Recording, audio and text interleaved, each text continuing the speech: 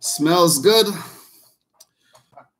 Live, what's up, Rich Squad? Welcome back to the channel. Welcome to another live stream. If you're watching the replay, back UEFA Nations League Day 7. We had 6 days, in September. Now in October, we will have 6 more days, and I will be going live for every single day. What's up, everyone who have now joined the live stream? Milos Shakic, filmmaker, Jebem T. Pilav. Hey, come here. What are you peeping? You want to say hi? Hi. Say hi. Hi, guys. Hi, guys. All right, go do your homework, please. Okay, we have Seven Galazzo up in here. Josh Byrne. Yes, the little one. What happened? What are you looking for? My eraser. No, there's a whole lot of erasers in there, man. Gosh. What's up, everyone, man? Welcome back to the live stream. UEFA Nations League. Who's hyped about UEFA Nations League? I am. I'm hyped. But, the UEFA Nations League have been coming under a lot of criticism from some players and some, club managers as well. But the show shall go on. So, guys, we had action in leagues A, B, C, and D today. And I just want to go through all the fixtures, let you know my thoughts. And then afterwards, we'll give predictions for tomorrow's games. And then we'll do a little bit of a Q&A. So thank you very much for everyone who have, came back to the live stream and anyone who is currently watching the replay. So let's get the show on board right about now. Let's not waste any time. Let's talk about the Poland versus the Portugal match. This was the only game I actually saw today. And Portugal defeated Poland 2-goal. That beep kind of distracted me. Portugal defeated Poland 3-2.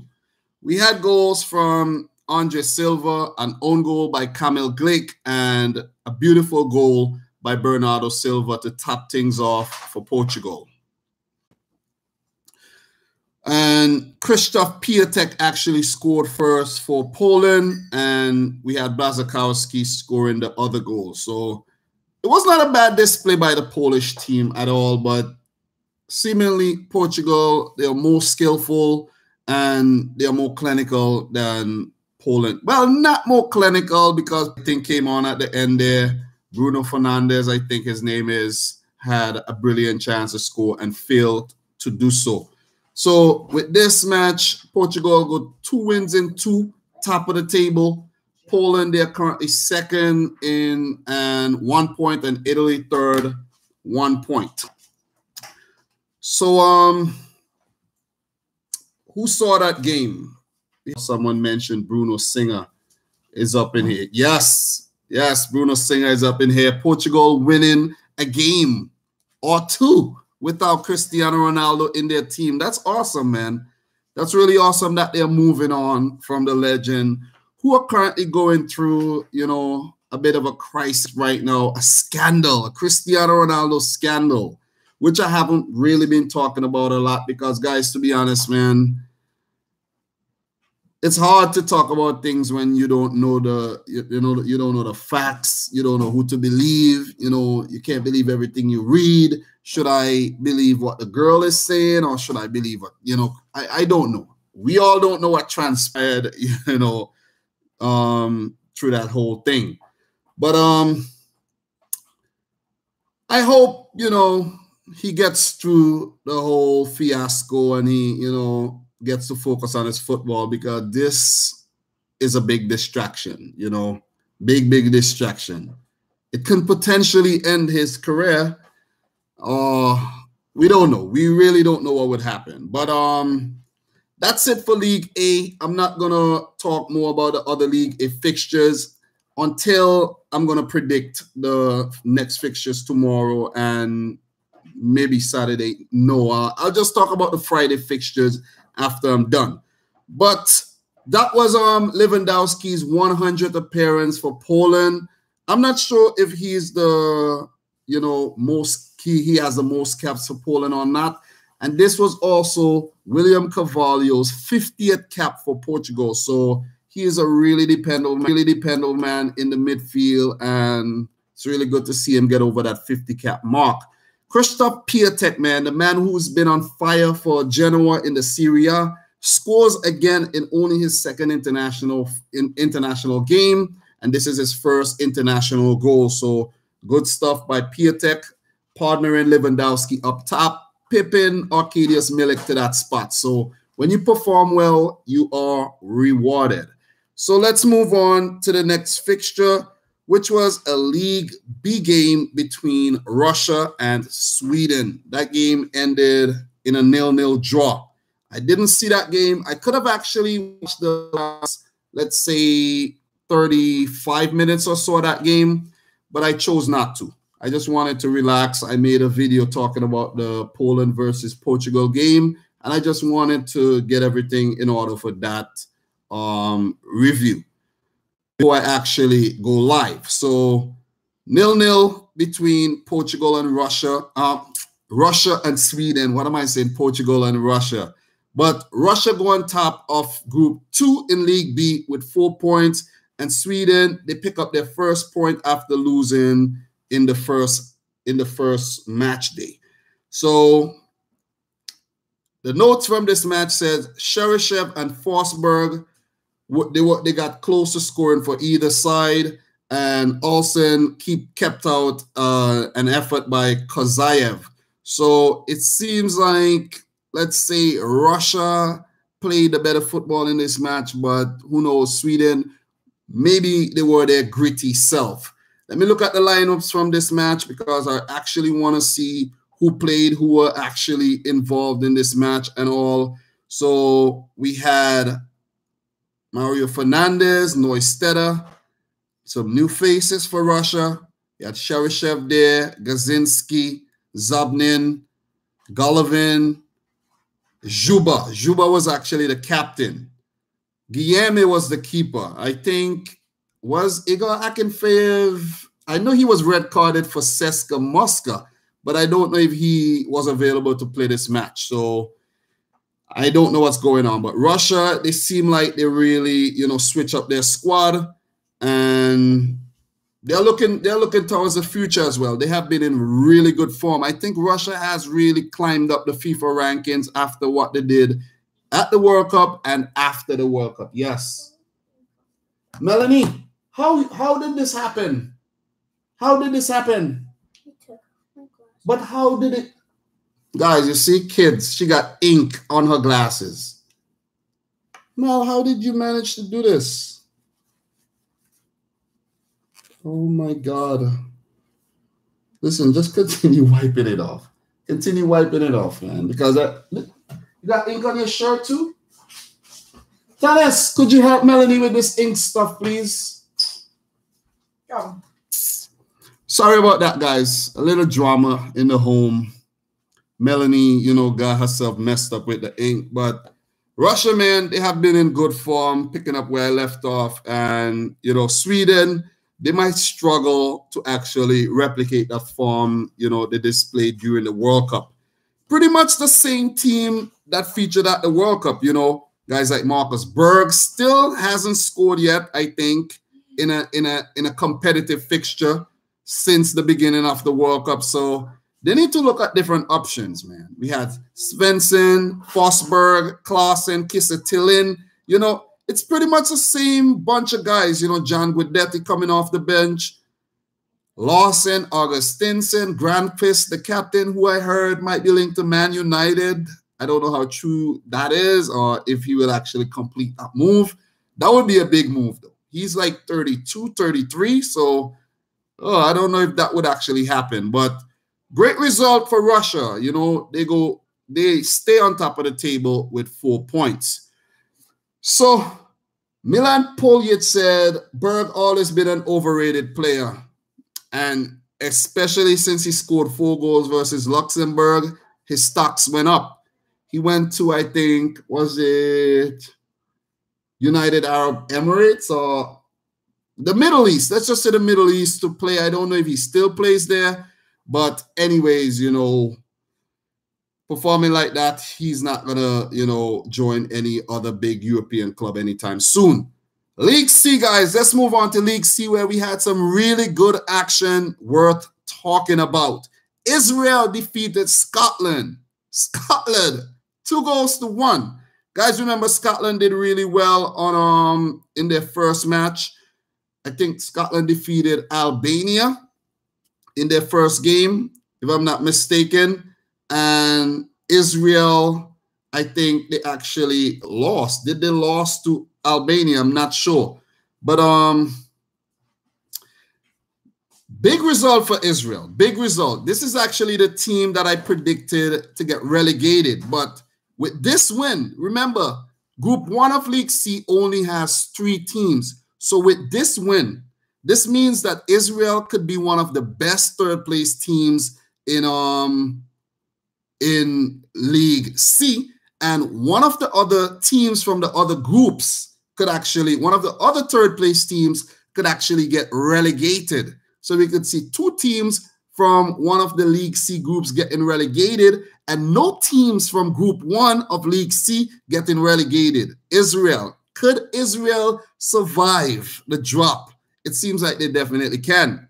You know, we had a goal by Charlie Mulgrew in the 25th minute. He scored a penalty, and then Dor Peretz equalized for Israel in the 52nd minute, and a Kieran Tierney own goal sunk the Scots. So big 3 points for Israel, man.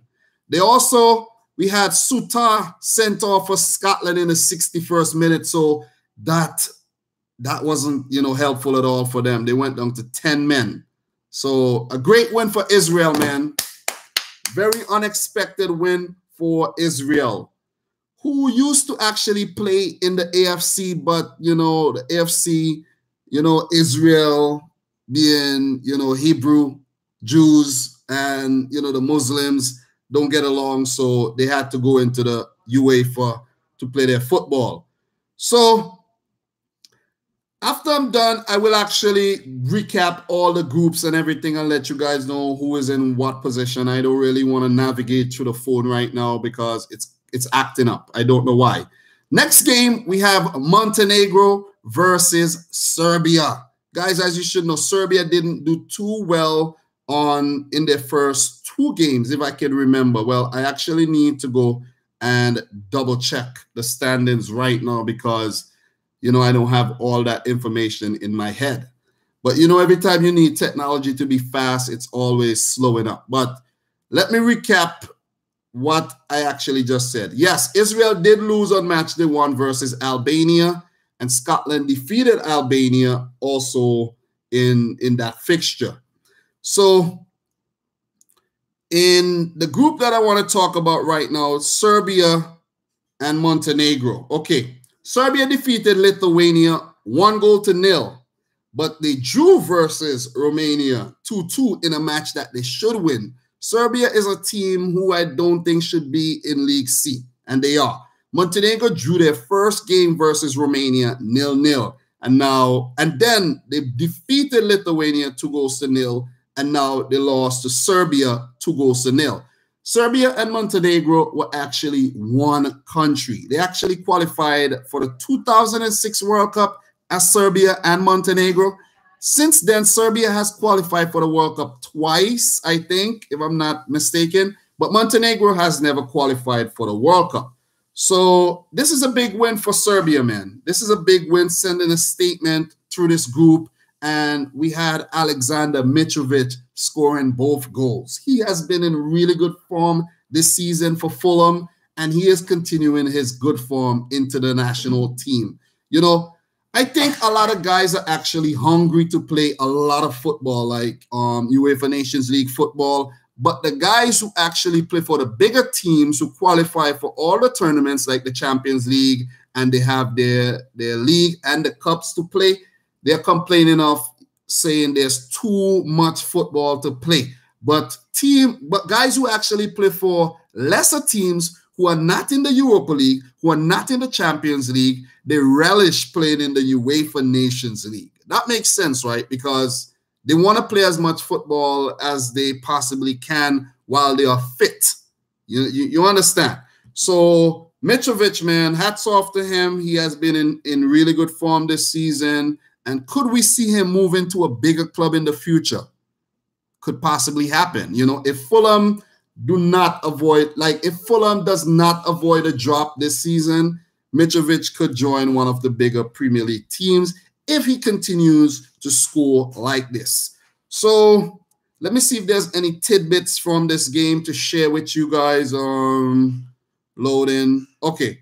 Serbia, they go on top of the group, and they said with a comfortable win. So I did not see the game, so it must have been a comfortable win if they said that on the UEFA website. He scored an 18-minute penalty and an 81st minute goal. And anything else? Okay. The second goal was actually a tap-in, so it's pretty routine win for Serbia. Let me take a look at the lineups. I think Kolarov and Matic weren't involved in this match, so Serbia also looking into the future, giving other people opportunities, And even though players are complaining, saying that, for example, they're suffering from burnout, suffering from fatigue, it gives opportunities to players, other players. Like, this is national team. They have a big pool of players to choose from. And I don't mind if the bigger players, so-called bigger players, want to sit out these matches, because it's only going to give, opportunities to younger players. So the Serbia lineup, okay, we had Rukavina, Rodic, Milinkovic, Maksimovic. These are all young guys. Zivkovic, he's an up-and-coming guy. I think he plays for Benfica. Dusan Tadic was the captain. Alexander Mitrovic, Velkovic, Gacinovic, Lukic. So these names, we don't know these names. We don't know. I personally don't know these names. So pretty good stuff, man. Milinkovic-Savic also came on. So Mladen Krstajic is experimenting with his team, and it's a good look. Big win for Serbia. So let's move on to the next fixture. Okay. Give me 1 second. What are you guys saying in the chat? Okay, Brian Hinojosa, what's up, man? We have Adnan Aja up in here. We have Roberto Beswick up in here. Double A up in here as well.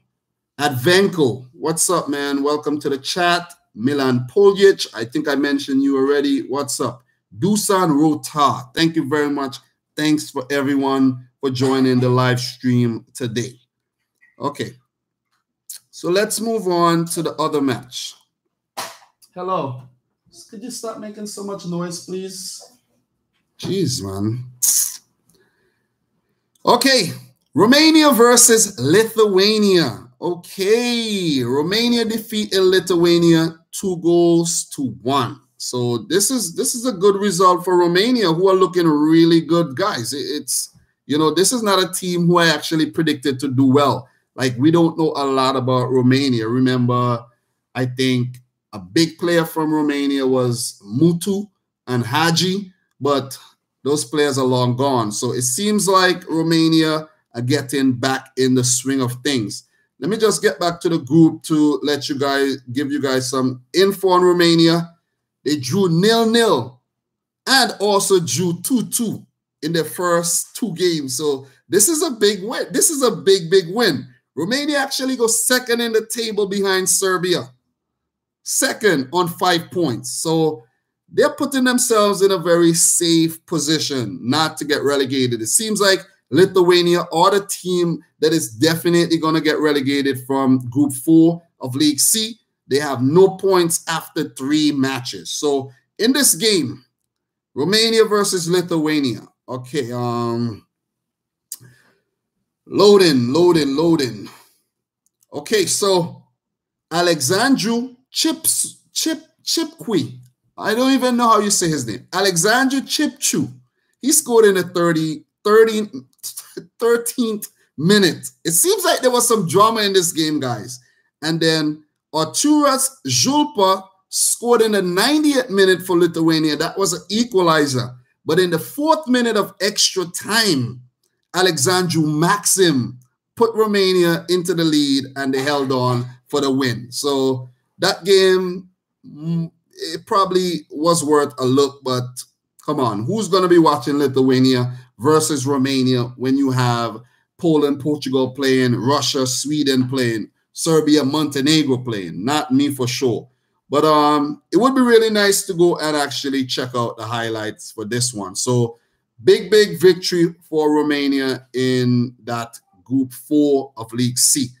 So those two matches were actually Group 4 games, the Montenegro and Serbia match and the Lithuania-Romania game.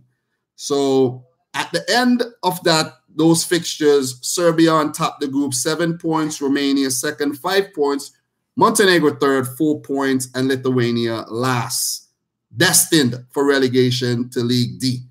So let's move on to the next fixture.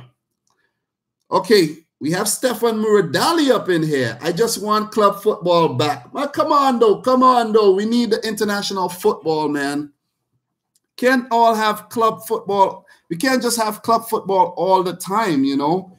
It's like club football is necessary because the players make their money, you know, the bulk of their living, their earnings from club football. But international football is like, you know, it's like the cream of the crop of football, the creme de la creme. You know, we look forward to this. Players look forward to representing their countries. You know what I'm saying? It's like they all work hand in hand. If you do good for your club, you get, you know, called up to your national team. If you do good for your national team, you might get called up to a bigger club, you know? So it's all necessary. They just have to, you know how to create a healthy balance. And maybe a way to create that is maybe limiting the amount of club football which is being played. Maybe cut out a few of the unnecessary cups, you know, cut them out. At least some leagues have 2 different cup competitions. They need to cut one out and just have one big, you know, cup competition. Maybe that's the whole solution. So for the last bit of games, we have League D matches between Faroe Islands and Azerbaijan. Faroe Islands losing 3-0 to Azerbaijan, who I think drew their first 2 games. And then we have Kosovo defeating Malta 3-1. So big result for Azerbaijan and big result for Kosovo, who seems like they're actually gonna get promoted to the to League C. Seems like Kosovo is gonna be the team. And remember, during the UEFA Nations League, Kosovo recorded their first ever competitive victory. So that was pretty good stuff, though. That was pretty good stuff by Kosovo. I like the progress they are making. And it's a controversial thing with Kosovo because the Serbians still claim Kosovo, but they are a footballing nation within UEFA. So let's just recap that group real quick. I don't really want to talk too much about these League D fixtures because I don't know a lot of the players or anything, and you don't know too. So let's just do a quick recap. That was actually Group 3. Those 2 matches were Group 3 of League D. Just played today on October the 11th. Kosovo on top the group, 7 points from 3 games, 2 wins, 1 draw. Azerbaijan second. Azerbaijan is actually a team that I predicted to move on from this group. They're on 5 points. It's still a possibility. Faroe Islands looking good in one of their games in the September games. 3 points, 1 win, 2 losses, and Malta at the bottom, 1 point from 3 matches. So guys, what I want to do, I want to actually predict the games, the tomorrow games, and talk about them a little, and then we will go into a bit of a Q&A. So let me see what's going on in the chat right now. So Adnan is asking, did you guys catch the France versus Iceland? To be honest, I didn't even know that game was actually playing today. For real. I didn't know. So Adnan also says, Stefan Muradali, okay, Jimmy Conrad gave me a copy of FIFA 19 on Twitter 2 days ago. How did you win that, Adnan? Did you enter a competition or did you just ask him for it and he give it to you? How did you end up winning that? Guys, I think I should actually do a giveaway, but I'm waiting for the Christmas season, you know, when I do Richmas, second year of Richmas. For those who have been with the channel for quite a while, remember I did Richmas from December 1st all the way to December 25th. That was fun, though. That was actually a lot of fun. So, yes, Advenco Richmas was awesome, man. So Adnan said it was a random drawing. He told all his followers to retweet something. Awesome stuff, man. If only you guys would follow me on Twitter, but you guys don't follow me on Twitter. So I actually can't do nothing on Twitter. I would actually have to, you know, come up with some way, some shape or form to do something, to do a few giveaways. I will do a few giveaways during Richmas. Give back to the community, you know. So I follow you on Twitter. Yes, Stefan, you do. I don't tweet a lot. I just tweet out the, you know, the tweets from me are like uploads, like they go through automatically, and I'm fine with that. I don't really get to tweet out a lot because I'm not really mindful of it. Like I don't be thinking about, you know what, let me tweet something. I don't be thinking like that. But anyways, let's just do a quick prediction of tomorrow's matches before we go into some Q&A. Okay. Check the matches. Okay, we have Champions League in here. What a name. What a name to give yourself. Champions League. Okay. Tomorrow's games, guys. Friday, October 12th. We have Belgium versus Switzerland. Remember, Belgium spanked Iceland. Switzerland also spanked Iceland. And now it's time for both teams to play each other. What do you guys think about this? Belgium versus Switzerland. Who will win? Both teams were at the 2018 World Cup. What are you looking at? Come here. Come here. I need you to help me. But I'm doing something. Go out, Stannis. Go. But she doesn't know. Go. I already asked her.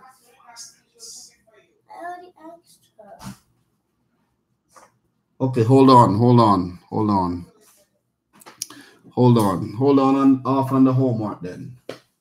You know I'm doing this and you still want to distract me and ask me about something that I'm sure you know how to do. Sure, I'm sure you know how to do the thing and you just want to ask me. Kids, you know, guys, kids. Okay, so Belgium 3-2 Switzerland. Lukaku is going to score for Belgium. When you have guys like Hazard setting him up, you know, of course he's going to score. He always does. He's the top goal scorer of all time. You know, so yes, Advenco, man, kids, man. She knows how to do the stuff and she's still going to ask me. You want to be on the camera or something? That's what you want? You want to be on camera? Why don't you start your own YouTube channel? Huh? Why you don't start your own YouTube channel, huh? And talk about football and talk about the UEFA Nations League like I am. Okay. So I'm not being hard on her. I'm only joking. I'm only joking. But she knows that I'm doing this live stream and, you know, she just chooses to distract me. But, guys, Belgium, man, I think Belgium should beat Switzerland pretty easy. Maybe not that easy, but they should defeat Switzerland. A 2-1 victory for Belgium. I'm going to go for a 2-1 victory. Come on, guys, share your scoreline with me right now. For those of you guys who are watching and not saying anything, say hi if you're on here. We have Advenco. Adnan is up in here. Stefan Muradali. Milan Pulic. Champions League. Brian Hinojosa. Who else? Okay, Mr. Halazil is up in here. What's up? Belgium, he says. Easy win for Belgium. Okay, who else do we have in here? Roberta Beswick, are you still in here? If you're still in here, share your predictions. Okay, Million Poliak said 2-0 Belgium. Belgium should run away with this, man. They should top this group easy. Iceland should get relegated.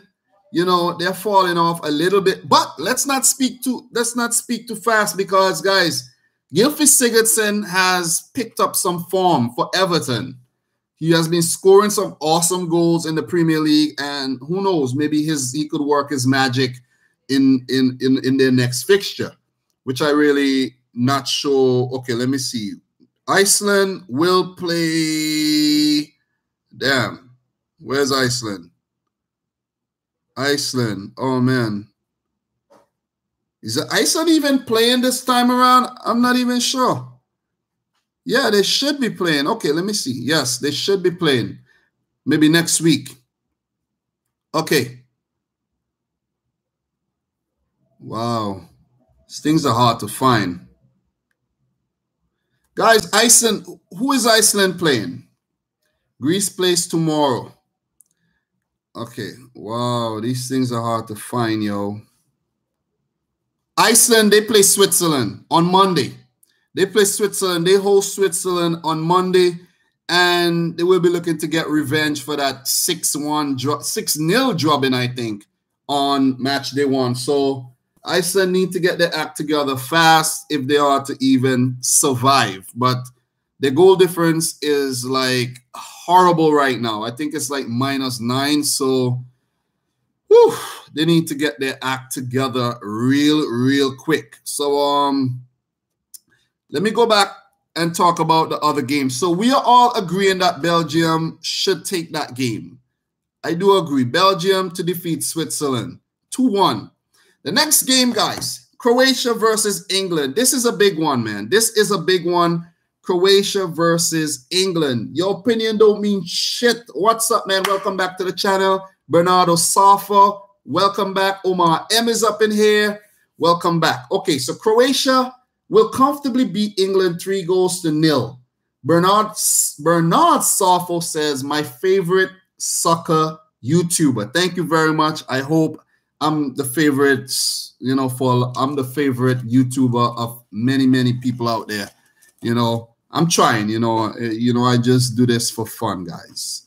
I just do it for fun. I don't make any money from this. So sometimes you just have to ease up and just relax, man, because it's not my job. What happened? So what happened? Nothing. You want to help me? Come here. Who do you think will win tomorrow? England or Croatia? England. Oh, England. What's the score? How many England will score? Come on, England versus Croatia. How many will England score? And how many will Croatia score? How many do you think England will score? 4. How many? 4. 4. You're in between 4 and 5. How many? 4 or 5? 4. And how many will Croatia score? 3. Wow. So Melanie is predicting a thriller. A 4-3 thriller between Croatia and England. Croatia 3, England 4. Wow, that would be one hell of a game. Okay, go do your homework now, please. Wow. Oh, my God. What a freaking game that will be, man. 4-3 win for England. Wow. Croatia will need to revamp their whole defense after that game because, wow. Oh, my God. But, guys, this game will be played behind closed doors. It will be played at the Rijeka Stadium, and Croatia is serving a 2-match ban after, you know, someone drew a swastika on the field back in 2016. Did you believe that? That's appalling, man. That's appalling. So they are serving a 2-match ban, and there was also another incident, you know, someone shouted something racial, but no way to that's no way to, you know, taint the Croatian fans. They're awesome people, but there's always scumbags in the crowd. There's a lot of scumbags everywhere you go. America, Canada, whichever country you think about, England, Australia, Croatia, Serbia, everywhere there's scumbags. So This game will be played without spectators. So Croatia does not really have the advantage in this game at all. And from what happened on match day 1, or the first match versus Spain, when they got spanked 6-0, the worst ever defeat. Was it 6-0? It was 6-0, right? They didn't score. Worst ever defeat in their history. Like, that was embarrassing. They need to bounce back. England lost to Spain as well, but it wasn't so embarrassing. England could have also drew the game when, you know, a Danny Welbeck goal was disallowed late into the match. But Croatia has to bounce back. I think they will do really well if they could draw this game. But to be honest, to be completely honest, I've been following a lot of Croatian football as of late. You guys should know this. But Croatia could actually lose this game again. I'm going to keep it 100% here. Croatia could actually lose this freaking match. If they don't get their act together, they have to play the right team. There's no Vasaliko in the team. There's no Strinic. Those two guys were at the World Cup. Vasaliko is injured. So I don't even know who they're going to play at right back. I hope they don't play Marco Rogue, because I heard Zlatko Dalic was actually saying that Rogue could play that position, and he cannot play that position. They need real defenders.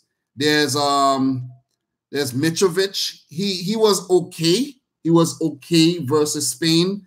Vida is back. Vida was there, but Lovren is back. So Vida could play at right back, Lovren and Mitrovic in center back. And there's another defender who they just called up, a guy who plays in Norway. He can play at left back, but I hope Pivaric does not play.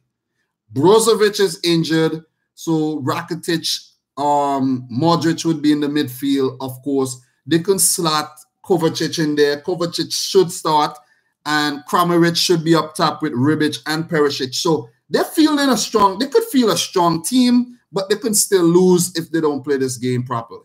They can still lose.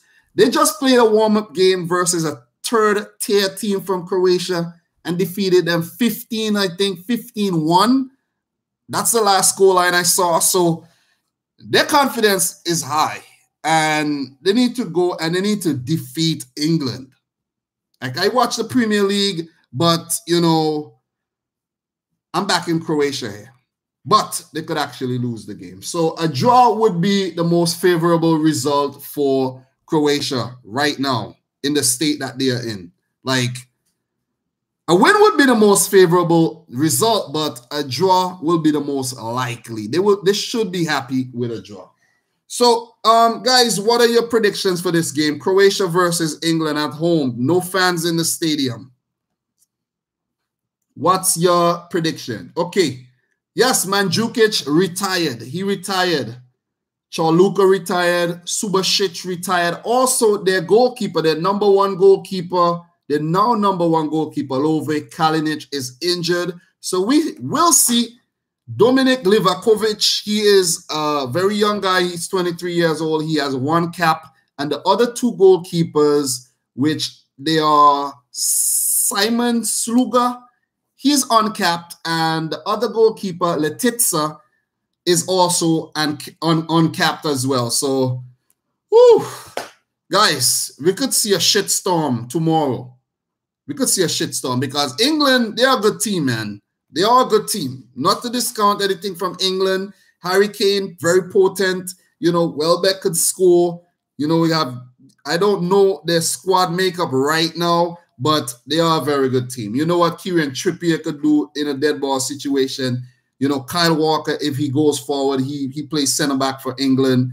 You know, England, Rashford, they are a good team, and they could beat Croatia.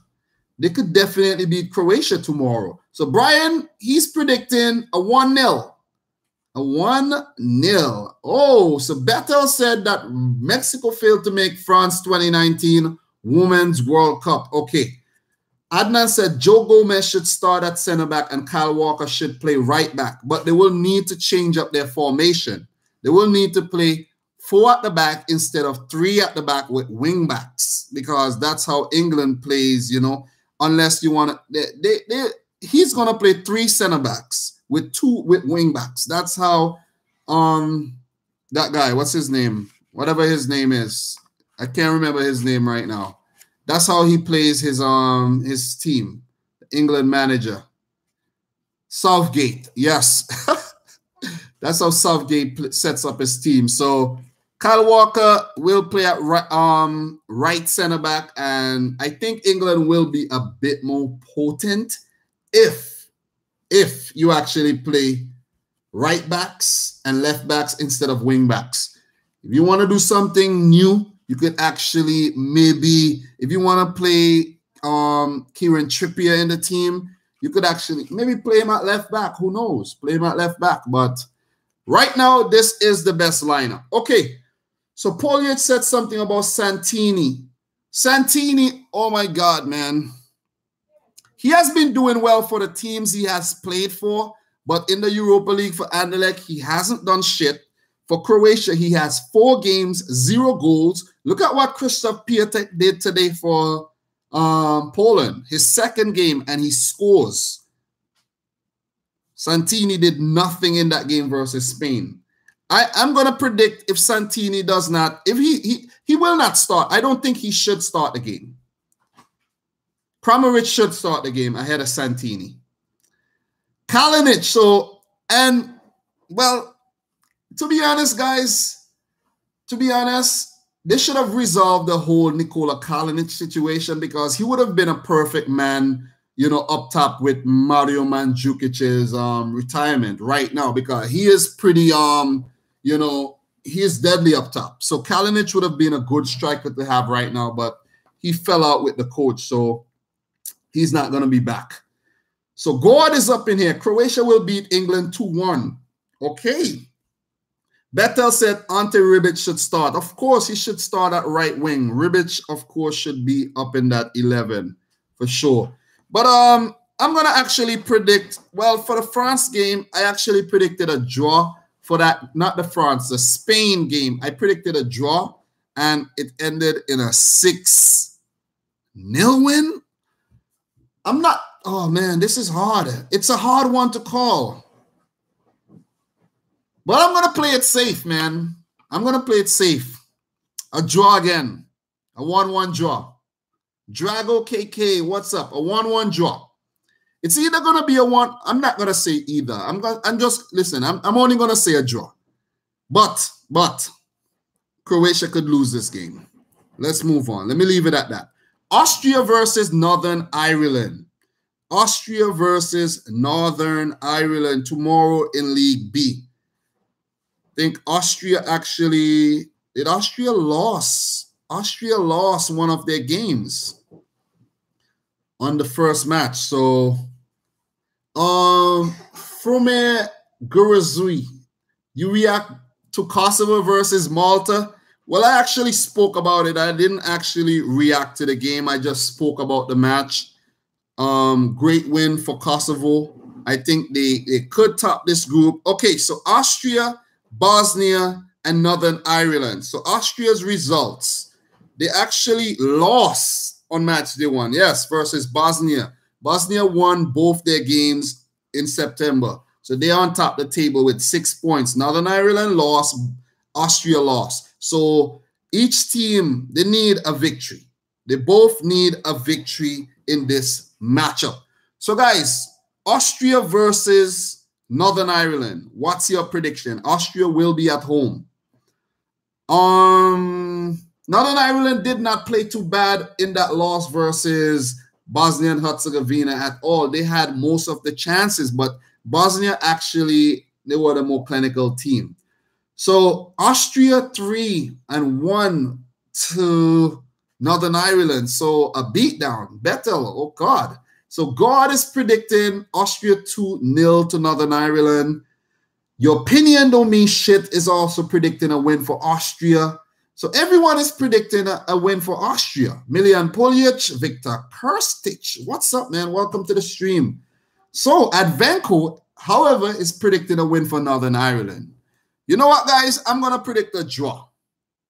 I'm going to predict a 0-0. No, not a 0-0. You know what? I'm going to predict a 0-0 draw for this one.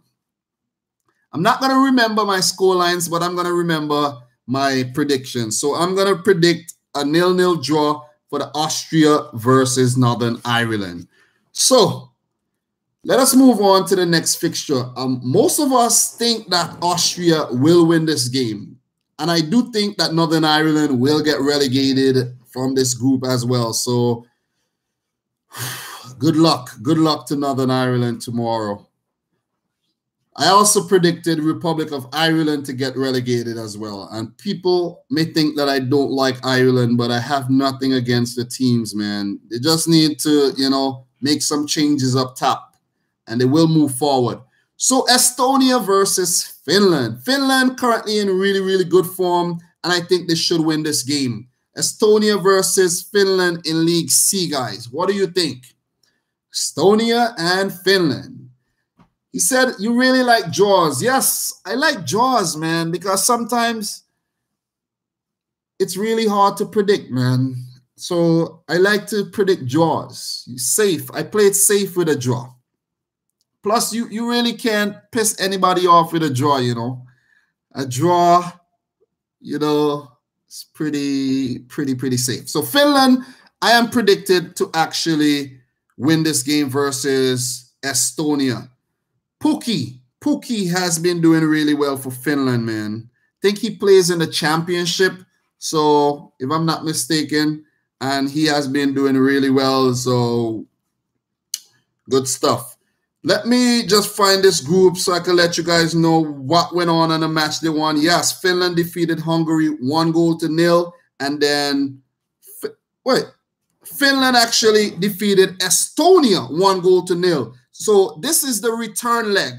The return leg. So I actually watched the Finland versus Estonia game. It was boring. It was a boring match, a weird match to look at because Finland versus Estonia. So the return leg hosted by Estonia, I'm going to predict another win for Finland. I'm not going to predict a draw this time. I'm going to predict a win for Finland. They will go up to 9 points and potentially seal promotion to League B.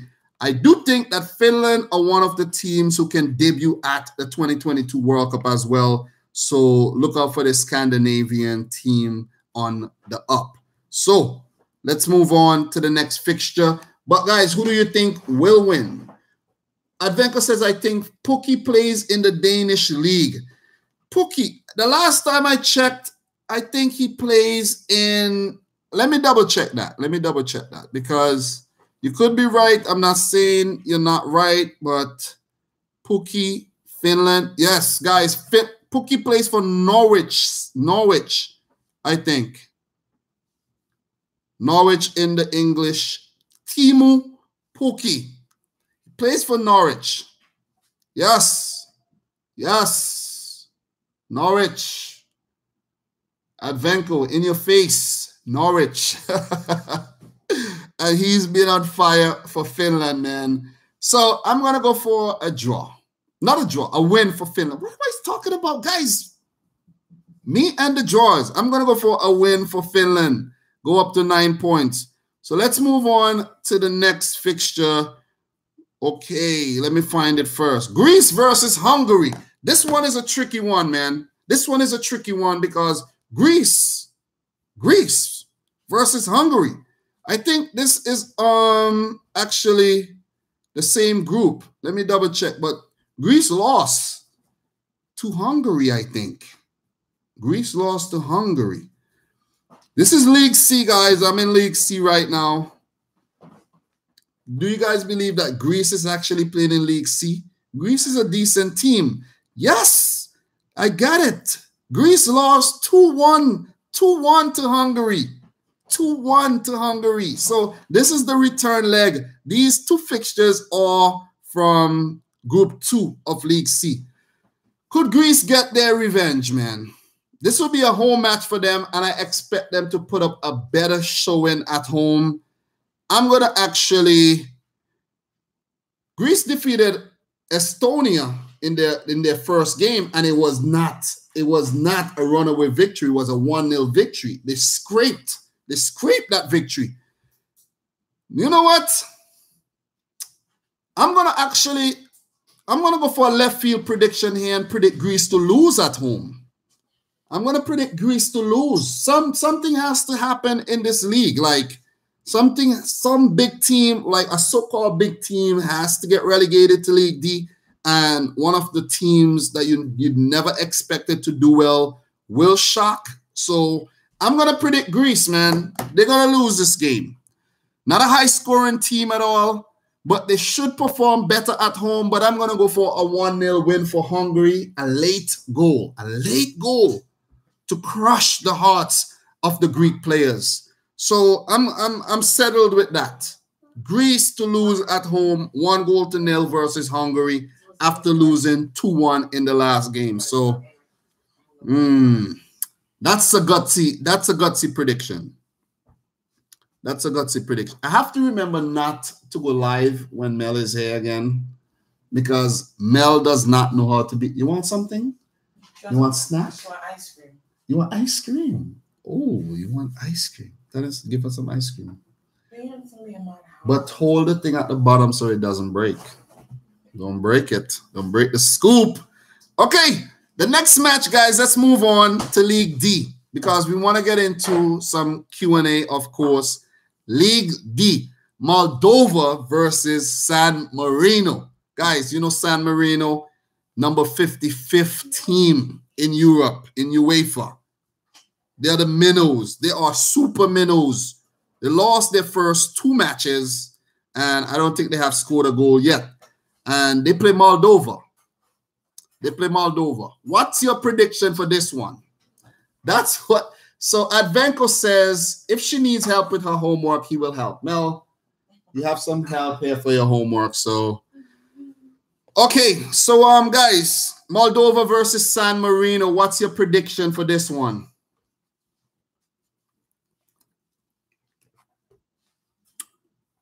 Moldova versus San Marino. I'll trash game, but I'll say 2-0 Moldova. Moldova 4, San Marino 1. Flummer Gurazui 2-0 for Moldova. I'm actually going to go for a win for Moldova as well, but I'm going to go for a 1-0 win for Moldova. San Marino. I think San Marino will pick up a point before this whole UEFA Nations League is over. I don't know against who, but I think they will pick up a single point. So we are going to go for a Moldova win, I think. We are going to go for a Moldova win. So last match that will be played tomorrow will be Belarus versus Luxembourg. This is a big game because I predicted Belarus to advance from that group, but Luxembourg are seemingly the team in form right now. They have been doing really well. I think they won the first 2 matches. Let me double check. Let me get to that group so I can tell you the concrete details. So Belarus actually defeated San Marino 5-0 in their first match, but drew 0-0 versus Moldova on the road. Luxembourg defeated Moldova 4-0 and spanked San Marino 3-0. So Luxembourg on top of the table, Belarus second. This one is a tricky one to predict, though. Luxembourg away. Oh, Belarus is the team that I predicted to advance from this group. I'm going to go for a draw for this one. I think this one is going to be a draw. A 2-2 draw. Exciting 2-2 draw. What's your prediction for this? So Advenko says a 3-2 thriller in favor of Belarus. Oh, okay. We have late Al Yakubi up in here. What's up, man? Yes, who lost? Okay, who lost 8-0 to Germany once? Saudi Arabia. I know Saudi Arabia lost 8-0 to Germany. And I know Luxembourg lost 8-0, I think, or 9-0 to Sweden during World Cup qualifiers. So, San Marino. Yes, San Marino have been receiving a spanking from all the big teams in Europe. That's why they actually, kind of change up the format a bit. But let's wait for 2022 World Cup qualifiers. We might see, we might see some, you know what I mean, some more spankings, man. Okay. So, okay, Luxembourg, Belarus, guys. Luxembourg, Belarus. What's your prediction?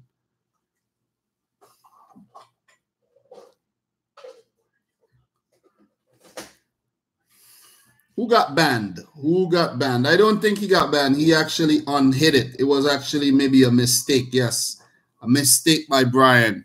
But I'm actually going to predict a draw, 2-2 draw for that one. Victor Kirstich, a 2-1 draw. Flumer says a 4-3. I don't know about that one, man. I don't know if that one will be a high scorer at all. I don't know about that one. We have Tony Coney up in here. What's up? They're both stinking defense. Yeah, we could all agree to that. But guys, that wraps up day 7 of the UEFA Nations League recap on and the predictions for the day 8 matches. I'm going to do it in the days because this is actually the 7th day. I can't keep track of the match days because we actually have match days 3 and 4 in this current international break. I think up until Saturday, we will be match day 3 from today to Saturday, and match day 4 will actually be from Sunday to Tuesday. But it confuses me, so I'll just do it in days. Today is day 7. So guys, let's do a bit of a Q&A right now. Quick Q&A. I don't want to make the live stream super long, so I might just do like a little 20 minutes of Q&A before I leave. I have to help Mel with her homework, as you guys should all know by now. So let's do a quick Q&A session right now. Ask me anything, and we will actually go into a bit of a discussion on each question. Okay, great question. First question here by, okay, this is not the first question. So Stefan Muradali asked, what's your favorite pizza topping? My favorite pizza topping is actually buffalo chicken. It's pretty tasty. Buffalo chicken. Right, Tanis? Buffalo chicken. Buffalo chicken. But yes, I also like bacon, pineapple, like say a Hawaiian style pizza. I like that as well. And plain cheese pizza, but I don't really like pepperoni like that. I also like sliced sausages on the pizza and bacon, but not pepperoni. So, second question by Victor Kirstich. Do you think Hazard will leave Chelsea? I do think so. I do think he will leave Chelsea because I actually saw something today about the Ballon d'Or. He wants to win the Ballon d'Or, but the Ballon d'Or winners for the last 10 years have came from Spain, Messi and Ronaldo, and the next Ballon d'Or winner will come from Spain. Again, I think it's going to be Luka Modric. So Hazard has been linked to Real Madrid for quite a while.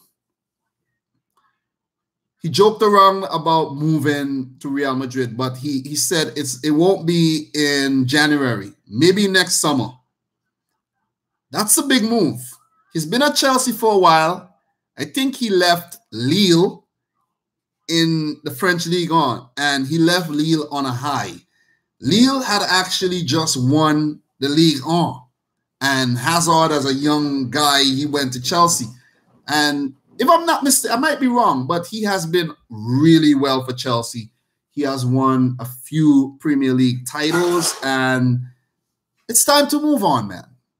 He's doing really well this season. I think he has 6 goals already, you know, for Chelsea in the Premier League, and he has been fantastic. And for Belgium, he has been phenomenal. So I think Chelsea is not like the pinnacle that players want to reach. Players want to go to Barcelona, Real Madrid, a Bayern Munich, a Juventus.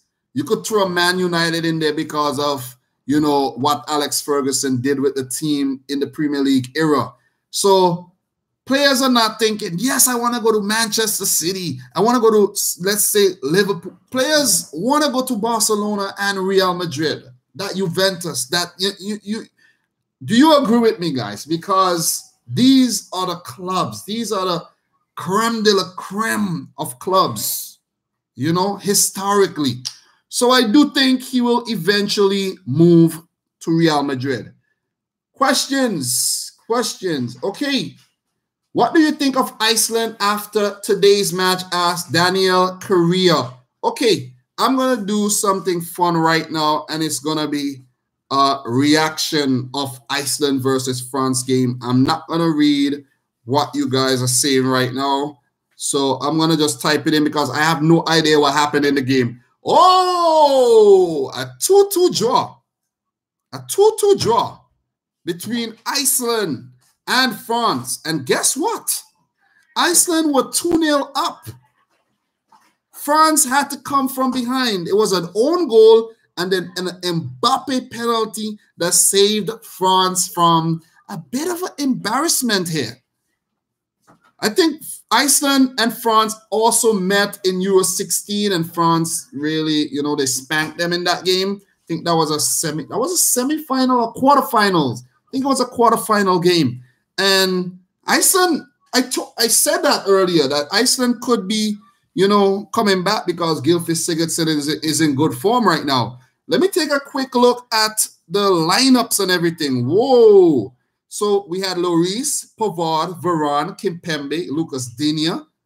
Okay, we didn't have any Hernandez there. Steven Nzonzi, Paul Pogba, Florian Thauvin, Griezmann, and Ousmane Dembele with Olivier Giroud. So it's a strong team. They fielded a strong team.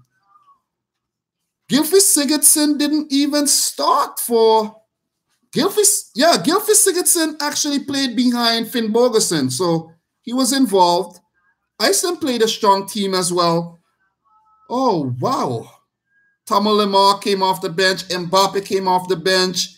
We had Tanguy Ndombele made his debut today. This is a guy that I've been talking about lately. Plays for Olympique Lyon. Really, really talented player. And he's been linked to Manchester City. He's been linked to Tottenham, I think, and Liverpool, if I'm not mistaken. But who knows? PSG might scoop him up before we know it. But he's a really talented player. Dimitris Payet back into the fold as well. Kurt Zuma back into the fold. Mamadou Sakho back into the fold. You know, the French team is an exciting team, man. They have an exciting roster. So really awesome stuff by Iceland. And there you go to answer your question. So questions.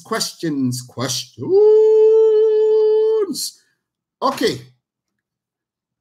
Let me see. I'm not seeing any questions right now. Okay.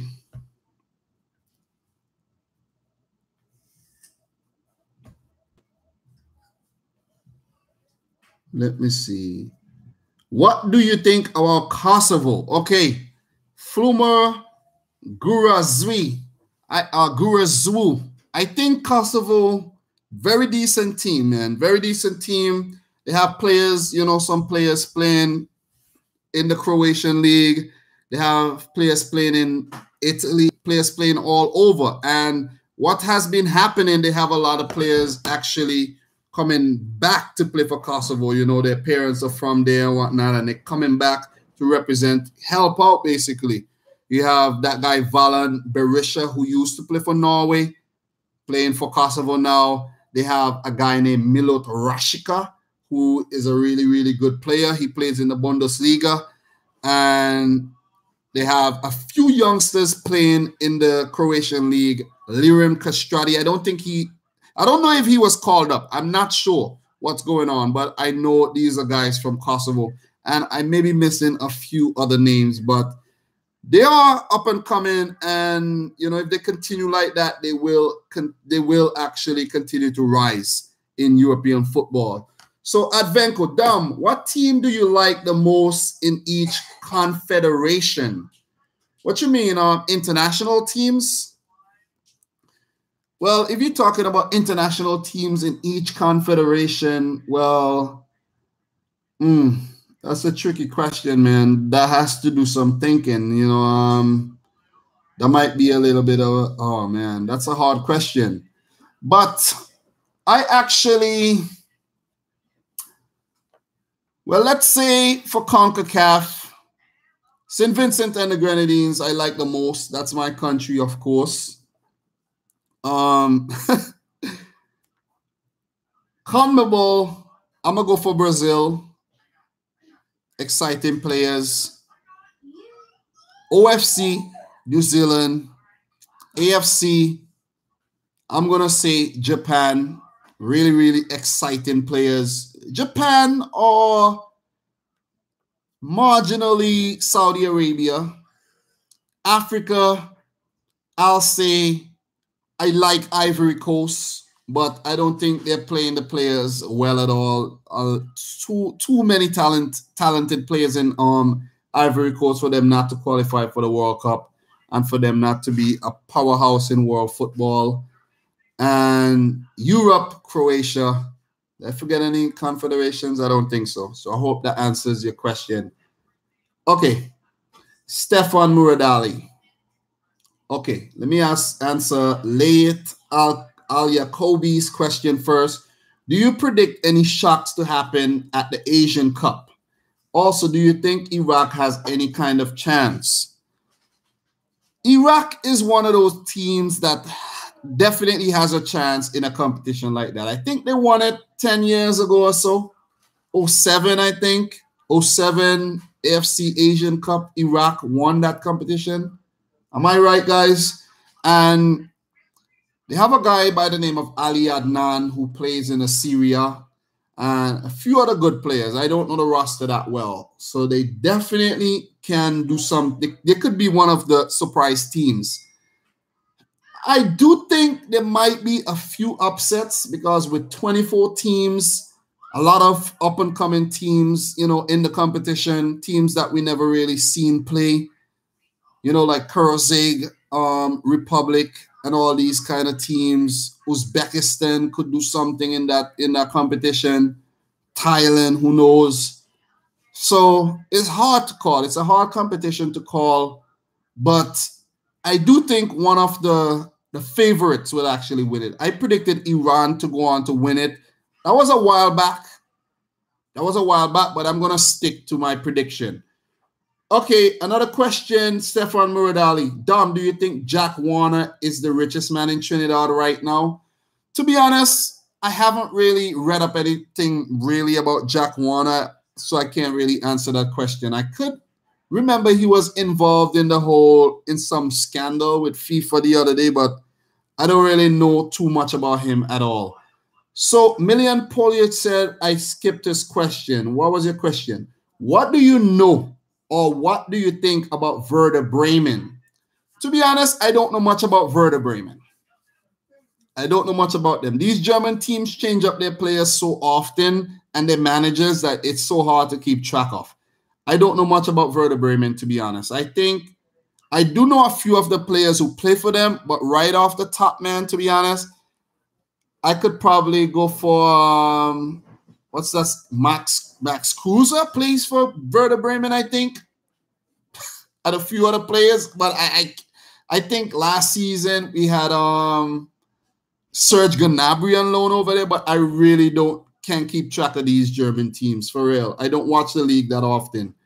I know nothing about them except Pizarro played for them like 3 years ago. Didn't Pizarro went back to Werder Bremen again? I can't remember. Okay, your thoughts on Spain's 4-1 friendly over Wales. Well, come on, guys. That was not a shock result. I did not watch the game. I did not keep a track of the friendlies, which were being played today. So I really can't, give my like a good opinion on those games because I to be honest, I didn't know they were playing. But if you go to look at that game, Luis Enrique, the new manager, he called up quite a few players. Mark Bartra, he scored today. Paco Alcacer coming back into the team, scoring twice. He has been on fire while his current loan stint at Borussia Dortmund. He has been on fire. You know, he's a Barcelona player now, and I think he was a former Valencia player. And before that, he had a brilliant season, got, you know, bought by Barcelona, flopped. Let's say he flopped. Now he go to Dortmund and regain his touch. Now he's back into the Spanish squad. Sergio Ramos also scored. Sam Vokes scored for Wales. I don't think Gareth Bale played today. I think I read something that Gareth Bale was injured for that match. He did not play. Definitely did not play. So Morata was playing, Suso, Dani Ceballos. We had Hernandez. Is that Rodrigo? Is that Rodrigo guy? Yes, Rodri. Is that other Rodrigo that plays for Atletico Madrid? Or Rodri plays for Atletico Madrid? Rodrigo was on the bench today. I think so. Yes, Rodrigo came off the bench. Iago Aspas, Kepa Arrizabalaga, Belaga, Mark Bartra. The team is stacked up, man. The Spanish team is stacked up. We had Koke coming back into the team as well. So, you know what I mean? It was a routine win for Spain, man. After their World Cup flop, they have done really, really well since then. Okay. Questions. We almost at the end of this live stream. We only have 11 people up in here right now. It's winding down. Yeah, Brian, Pizarro is at Werder Bremen again. I think I did read up something on that as well, you know. In order to keep up with all this football, you have to do a lot of reading. A lot of reading is required. So, any more questions, guys? Any more questions? So, Stefan said that La Liga is more exciting than the Prem right now. Well, I don't really watch a lot of La Liga games. I watch more Premier League matches, and now I'm watching the Croatian League. So I really can't say too much about that. But I did see a game between Real Sociedad and what's that team name? It was the Basque Derby, Athletic Club Bilbao. It was an exciting match, man. It was a big crowd, and Real Sociedad end up winners of that game. Advenko asked, what's your favorite drink? Could I say water? Does water qualify? But that's not a drink. That's like everybody drinks water. My favorite drink. Is it alcoholic drink or non-alcoholic drink? Be specific. Be specific. So Stefan Sevilla on top of the table. Guys, I actually want to do a live stream maybe next week, just a roundup of all the leagues in, you know, Europe, just to talk about the positions of the teams and who I think will win it from this point on, who will be relegated, you know, who is scoring goals and whatnot. That would be a fun live stream to do. Okay, so any drink. My favorite drink. I actually like lemonade, man. I drink lemonade, a lot of lemonade. Passion fruit juice. I like passion fruit juice a lot. Carrot juice as well. So carrot juice, passion fruit juice, lemonade, Vitamalt. Stefan, what do they know about the Vitamalt, man? The Vitamalt is banging. That's the best malt ever. Yes, Stefan, there's Lucozade in America. I was telling Tanis the other day, like, I remember as a little boy, Lucozade was the shit, man. Lucozade. I knew nothing about Gatorade, Powerade, or anything. There was no Red Bull. There was no 5-Hour Energy. There was Lucozade. It's pretty good. Sport Beast 740 asks, what's your favorite restaurant? Well, I like TGI Fridays. I've been going to TGI Fridays a lot in the past, let's say, year and a half. So TGI Fridays will be my favorite or my go-to restaurant. I used to like to go to Applebee's, but they kind of fell off for me. So TGI Fridays is my spot right now. Okay, so one final question before I go, and this will be my final question to, okay, and I'll answer this question. Before I answer this question, let me answer this question by Sports B740 Gaming. Why do you do Croatian League recap? I do it because I watch the league. I watch the league. That's why I do it. You know, I'm the only one doing it. So it's fine for me to be the only one doing something, you know, not like everybody covering the Spanish league, Italian league, or the Premier League. You know, everyone does that. It's okay for me to just branch off on my own and cover a different league. You know what I mean? I think it's perfectly fine. I'm learning a lot about Croatian national team. I'm learning a lot about the league, and I enjoy doing it, man. It's something different. It's something different. And to be honest, covering the English Premier League does not help my channel grow one single bit. It does not. It's too much competition. People get pissed off when you say something about their team. They dislike the videos. They unsubscribe, you know. But with me covering the Croatian League, you know, it's all positive. It's all positive. So if you or anyone is not interested in watching those videos, just don't watch the videos. It's that simple. It's like you have a TV, it has 100 channels or 500 to 1,000 channels, and you don't watch the channels you're not interested in. So don't watch the videos if you're not interested in the videos. It's just simple. So Milan Polic asks, one final question before I go. I don't know if you heard about, but Platini wanted to restrict transfers up to 100 mil before he got caught.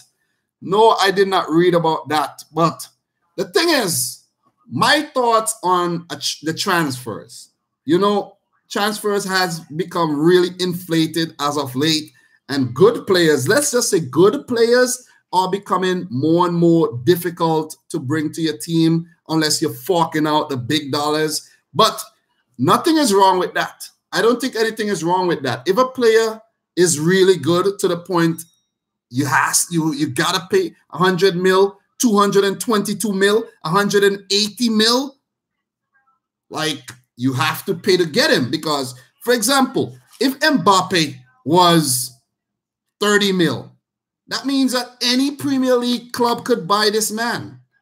Any. That means Lyon could buy him, Marseille can buy him, maybe Nice, Monaco could buy him. Basically, a second division team in England could buy him because they get a lot of money too. But no, he is quality. So he, you know, you gotta pay the best, the top dollar for quality. He is like a Ferrari. He is a Bugatti. You know what I'm saying? Not everybody could have a player like that unless you could afford him. But the key is scouting. Scouting, man. You scout the players from when they're really, really young, and that's how you could actually benefit.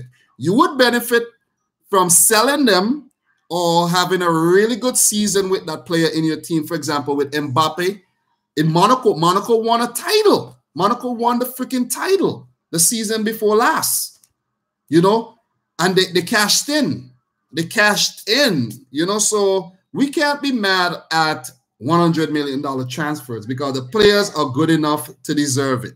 That's just my thoughts on that. Teams need to get back to scouting properly.